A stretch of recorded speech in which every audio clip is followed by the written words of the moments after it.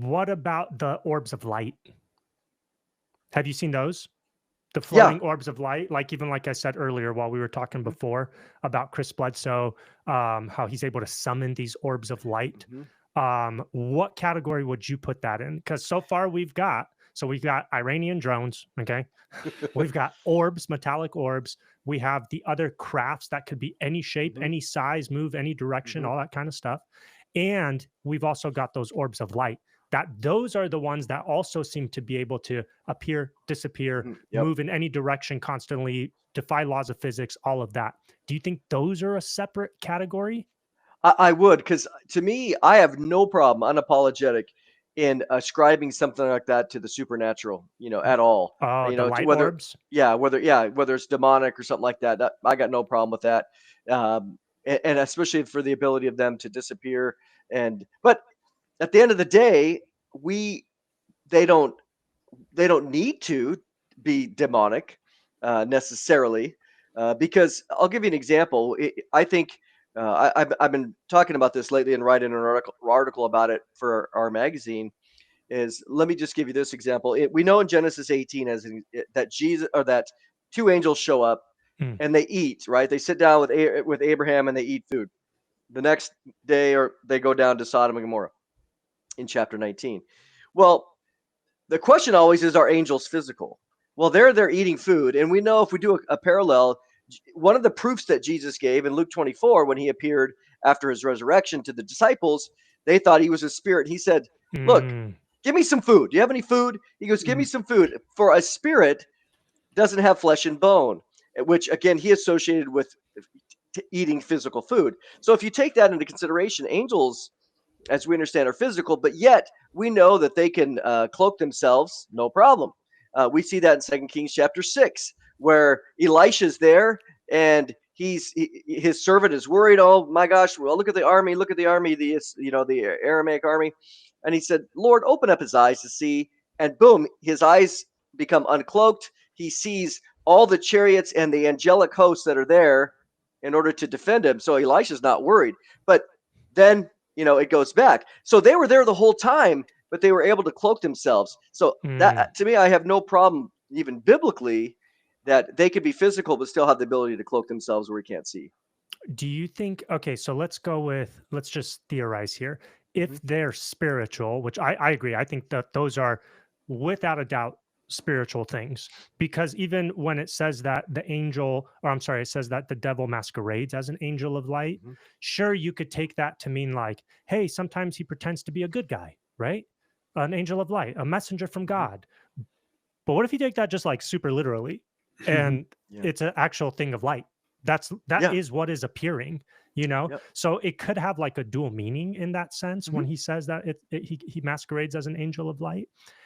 So for me, when I saw the light orbs, the first thing I thought was supernatural. Whether it's, this was the question. Do you think that the orbs that come here, if they are spiritual, is it always malevolent, or can they also be benevolent? That's a great question. I don't know if we could give a very specific biblical answer to it, but I would say that if we were, because of what you just described, I think that Satan having the ability to masquerade himself, that even fallen angels, good angels, because I do think there's an absolute distinction in the Bible between angels and demons. I don't think they're the same. So even fallen angels are not demons. So that's why I'm leaning, because what we have in the scripture, demons are always disembodied. They're always looking for a body. They're looking for something to possess. You don't see that with a fallen angel. Or true. angels in that regard, because even Hebrews 13:2, right? We entertain angels unaware. We could be talking to them, and so they're there. And I don't think it's just a matter of, oh, like if I was to grab them, my hand would go through go through them like a ghost. Because we also know that in Genesis 19, they grab Lot by the hand and they're dragging him out, is what basically what it says. But going back to the question, I would lean towards the idea that these lights would be malevolent only because of their function. And what I mean is in the sense of deception, or especially if a guy's calling them down in that scenario. I don't think an angel is going to allow himself to appear as an angel light to be called down if he was a good angel. Yeah. Yeah, that totally makes sense because every time in the Bible, when I'm thinking about it right now, every time that we can bring up in the Bible where an angel physically comes, he Hmm. doesn't just appear as this coy light that flickers around and then disappears, where Hmm. people are like, "Hey, what was that?" You know, every time an angel appears, a benevolent Hmm. supernatural being, it comes with a purpose, right? Yep. It comes and does something. God, they're called messengers for a reason, right? They come and they do what God sends them to do. Whereas these other ones, the orbs, the light orbs, they just seem to come and sow confusion, chaos, and fear. Confusion. Yes. You know what I mean? So to Yep. me, like, because I've had people that are like, "How do you know that it's demonic? How do you know it's bad?" Like, there's this guy. Do you know who Stephen Greer is? Oh, I know a lot. Yeah, he's very mistaken in his Oh, thinking. yeah, very, very immersed in like the occult, straight up the Yep. occult. Same stuff Aleister Crowley was doing, same kind of stuff. And he'll take people out and they will summon these orbs. They have these rituals that they do, these chants that they do, Yep. right? And they'll summon these orbs. And they even say that there was healings that happened, people that were deaf whose ears were opened when these beings came. They even call some of them the healers. So I've had people that ask me like, "Hey, how can you say that these things are all evil and demonic when look, good things are happening?"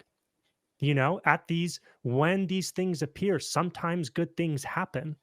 um do you think that if something good happens as a result of these orbs manifesting, do you think that that can be benevolent?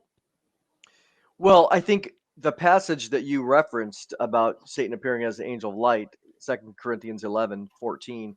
If you look in verse 15, what it says there is Paul says, well, then there's no surprise in that even the emissaries of Satan can promote righteousness or Mm, something that's good.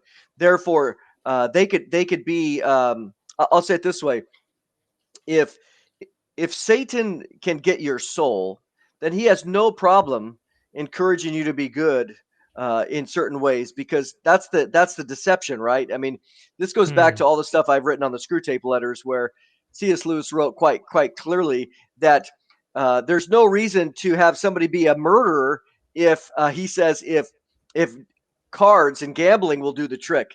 I mean, he mm, says, you know what? He said the path to hell is very smooth. It's very has a nice easy grade to it, no signposts. And so when you look at that, Satan has no problem encouraging somebody. If he can get him at the end, why wouldn't he encourage them and encourage the love? Be good. Oh yeah, be good. Think about this. Be good to your mm. neighbor. It's all about being good. Be good. Be good to your neighbor. Well, we Love. know, yeah, we know it's about grace. And and Mm, and no one, there's no good works, right? In that ultimate sense, we're not saved by works. But if Satan can get somebody to believe in it's all about love and kindness and good works, that's how you're going to be saved. He'll promote that all day because he'll Right. get their soul. Right. Hmm. Yeah, that's a big totally. one. That's a good point. That's a really big one too. Like that deception is so like right on the line there, Hmm. where it's so hard to tell, right? I mean, how many Yeah. people are in that? I mean, Oh, I grew up in that, yeah. Mm, in that mindset. But before we go there, we do have some questions um, from our fans or followers, whatever you call them. I don't know who you are. Our friends. That's who we are. Um, AG, American Girls, asking now. We're gonna get into some other things, but maybe we could ask these questions and then I don't want to lose track though, of like yeah. where we're going, but I do want to get some of these questions in though. One is, oh, I just set it up and then just went away. Well, first of all, and I had the same question. Could you see anything like in the sky through your telescopes and through Oh, that's a what you're doing? great Have you question. ever caught anything? Have you ever seen anything in your I videos or? I have the only thing. So here's the thing with normally how it works. It's pretty rare that I stay outside, especially now that it's cold. So I go out, I open it up, I turn on and everything, I go back inside, and then I'm taking images. Right. So I Mm, absolutely have gotten Starlink and satellites that ruin a lot of my images. I've never really got anything else in there, and because I'm not necessarily outside looking up at the sky, I don't get a chance to see Sure. much. So Yeah, I, that I makes haven't sense. seen I haven't seen anything nefarious. At least, not in my current situation. Dennis, Go ahead. sorry, what's the name of the guy that we had on, the astrophysicist? Come on, man. We've only had one astrophysicist on. You got to remember his name. It's slipping my mind right now. I usually have Yeah, it. I know what he looks like. I know exactly what he looks like. Hey, but if you remember, in one of his, I think when he was on our show, or maybe I'm remembering another show he was on, he said that people that usually will see or encounter things like this are, first off, not Christian and have some kind of history, whether it's familial or personal, in the occult.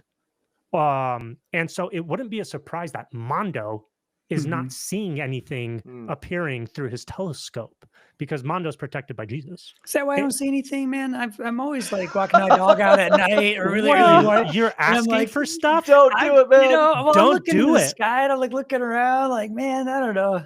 What you said. That you're referring to Hugh Ross, Dr. Hugh Ross. Yes. Thank you, Dad. Yep. And he's exactly right.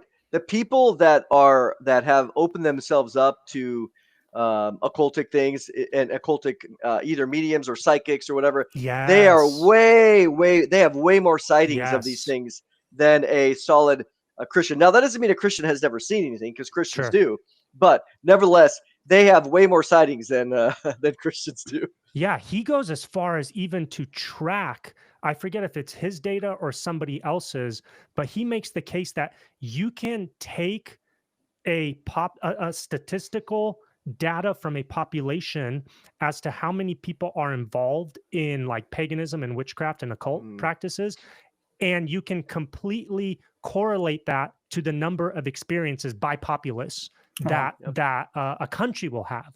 So he said, like, there's way more experiences or sightings of UFOs in France than there are in like Romania. He doesn't use Romania, but that's the one. I remember he said in France a ton, because France has a big like pagan population, and they're very heavily involved in like witchcraft and stuff, which I very didn't know atheistic too. Yep, absolutely. Yep.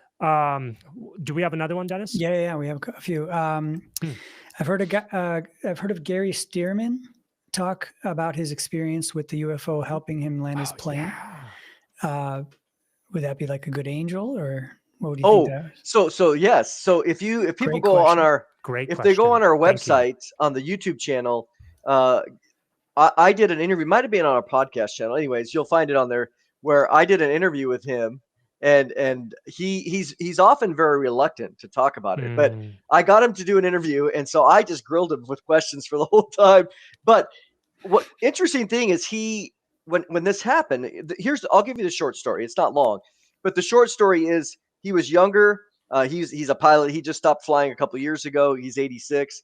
And he was flying, and when all of his electronics went down, boom. So he's up, 5,000 feet. All of his electronics go down in a brand new plane. So this plane is, maybe has 20 hours on it, and so he's flying from like Kansas City to Dallas or something like that. So he's flying. Everything goes down. Well, he's an experienced pilot, so he's like, okay, well, I got to do this. I got to do this on my own. Well, he's flying along, and all of a sudden he hears this voice. And he goes, this voice said, if you look to your left, you will see a UFO.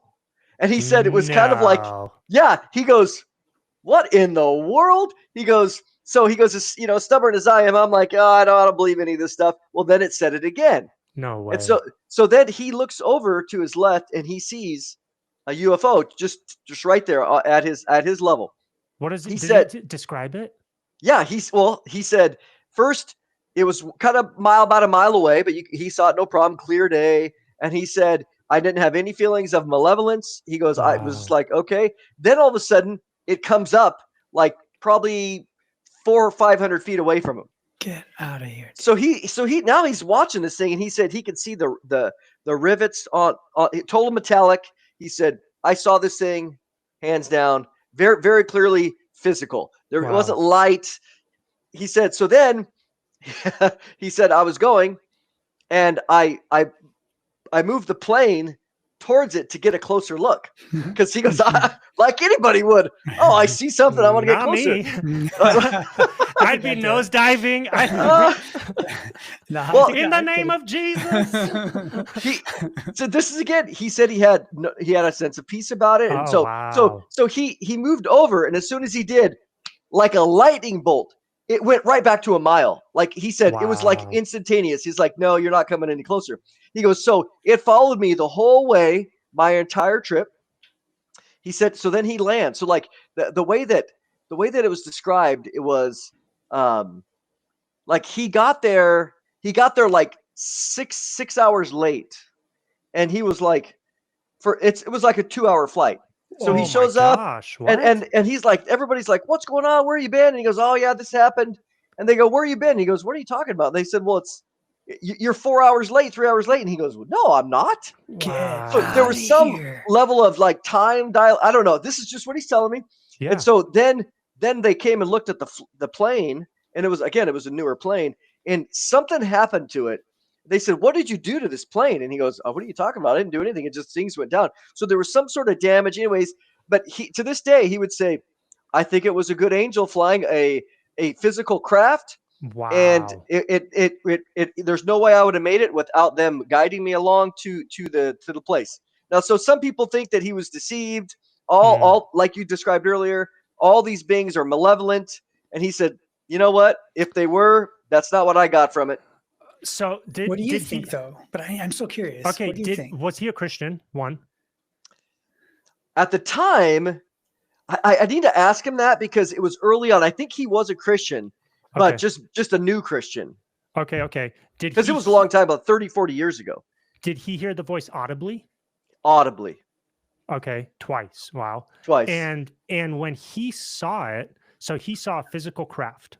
And did he describe what it looked like outside of it being metallic and rivet? What shape was it? How big was it? It was circular. He said that there were lights around it, and he said he could see the rivets along the. I don't know if that's maybe my word. The edges along where the metal came together, real smooth. But he said no, absolutely, it was a physical, and it was there for 2 hours. That was his. It wasn't like it was just a glimpse. It was right there following him the whole time. A lot of people that have encounters with UFOs, UAPs, aliens, all that, they also describe time dilation or missing time. That's very, very common. Dude, that's fascinating. So he had this experience. He might have been an early Christian. I wonder, why do angels need spaceships? Well, here's a great question, because so we were at our conference this week, and I think this is a fascinating topic, because let's go back to the physicality of angels as an example. I think that we have this really very uninsightful traditional opinion. So for example, I'll just give you one. In Daniel chapter 10, Daniel's praying, an angel's dispatched from heaven. Well, then the angel shows up. People know the story, but the angel says, hey, I was dispatched the same day that you started praying. I know it's been 3 weeks, it's been 21 days, but you know what? I got hindered. The prince of Persia, the demonic host, or I would even call the fallen angelic principality, was hindering me at Persia. And in fact, I couldn't get through until Michael came and helped me out. But then Michael came and helped me out, and here I am, and I'm here to give you your answer. Well, if we think about that, why doesn't the angel he's up in heaven and poof, he disappears, and poof, he appears right in front of Daniel? That's a good point. So something's going on where he's transversing something. That's a good point. Some level where he got hindered. And the only way that at least, again, I have limits to my understanding of the fourth dimension or the interdimensionality, because we don't live in it. But the only way that really works, from my limited understanding, is by a 3-dimensional hindrance, a physical 3-dimensional. He got in my way. I couldn't get around. I went that way. He stopped me.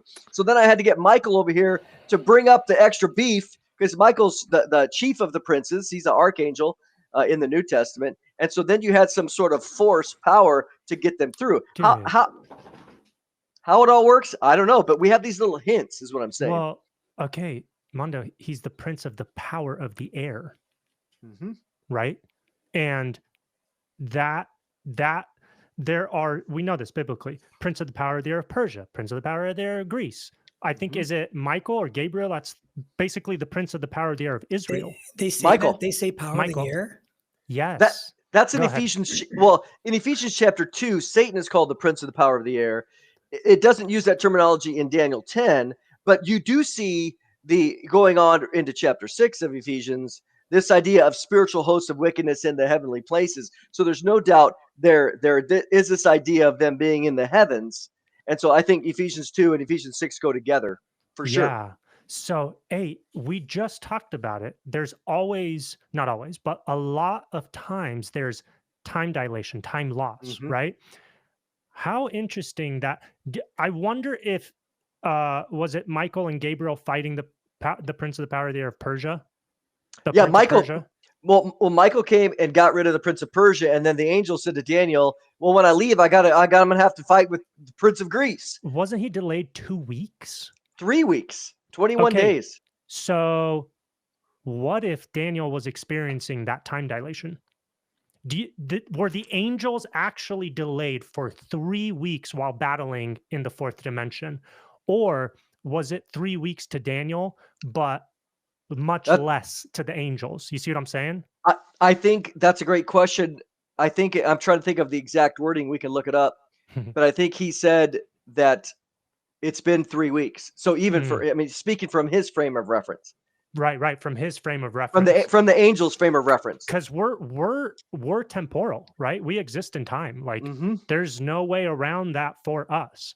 But we don't necessarily understand how higher dimensional, like angelic beings are experiencing time. We know they do have an experience of time because they were created at a certain point. They aren't eternal, so they have a beginning. But I'm sure we experience it differently than they do. That's why I'm like, dude, was he fighting he was fighting a demon or another angel for 3 weeks? That seems like a really long time. Like, Well, but maybe it was you 3 weeks to Daniel.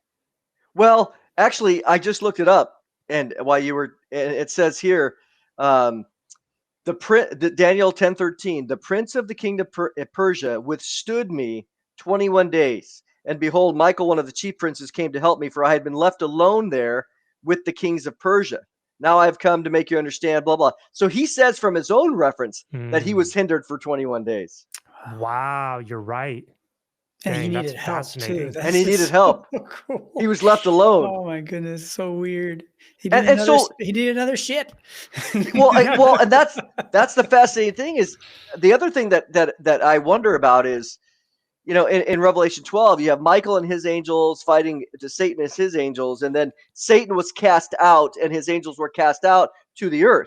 So now you're dealing with physical location, right? And they were cast out of another physical location. In this case, it was heaven, and they were limited to be down on earth. So again, if it was just simply, oh, well, I'm just going to poof and disappear, and I'm going to go back and poof. Right. So there's something physical going on that we don't get because we're limited to our 3 dimensions. That's why Right. earlier I was talking about the cloaking, that they're just as real, but they're able to cloak themselves in some way to keep us from seeing it. So this is why you have these physical craft going back to other, again, being sighted on radar, but then oftentimes they can go right into the water, or they cloak themselves and we see them disappearing, or in that sense. But in reality, they're still there. They're still able to be tracked. So anyways, very fascinating stuff for sure. Do you believe him? Do you think that it was like well, not, I mean, do you believe his story, number one? With Gary? Yeah. Oh, I have no reason not to believe him. I mean, right. Okay. I really have no, especially because he didn't tell anybody for like 40 years. Whoa. Oh. Dang. I mean, that's why. Plus, listen, it'd be to his detriment, in my opinion. Because in his circle, he was worried that people, Christians can be unforgiving. Christians can be mean, and he felt, you know what? It's not worth ruining the ministry over this story. And then finally they convinced him. He said, well, I'm pretty much at the tail end. So I'm going to just be honest. And he told the story.